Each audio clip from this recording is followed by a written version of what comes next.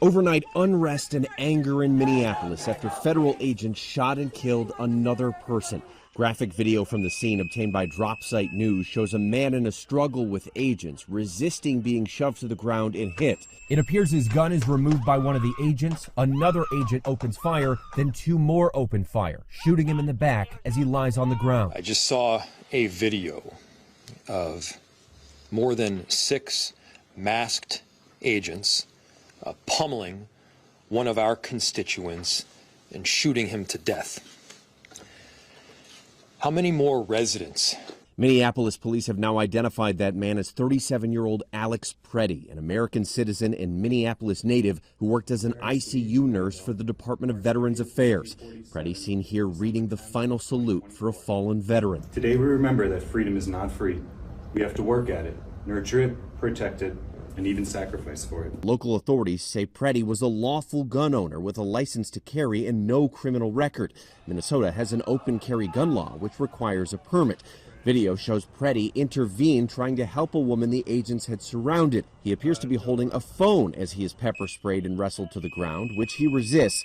The video does not appear to show him drawing the gun at any point. Now, Governor Tim Walz says the state will not be stonewalled by the Trump administration as they investigate the shooting. Thank God we have video, because according to DHS, these 7 heroic guys took an onslaught of a battalion against them or something. It's nonsense, people.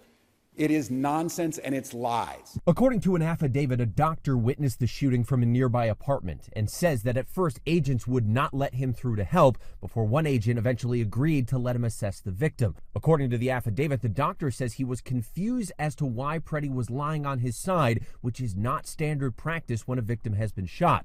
The doctor added ICE agents appeared to be counting Pretti's bullet wounds. Border Patrol officials say the shooting happened while conducting a targeted operation for a person in the country illegally.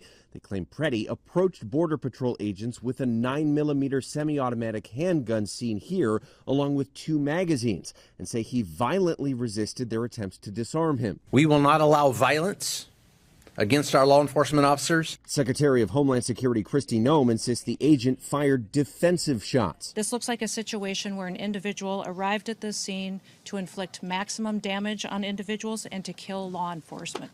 So far, they've provided no evidence supporting those claims.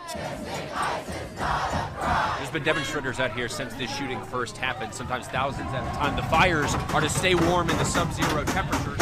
We know there's been protests happening every day in Minneapolis since Renee Good was shot 2.5 weeks ago. The Minneapolis community coming together in a candlelight vigil overnight. Neighbors, friends, and family gathered outside Pretti's home.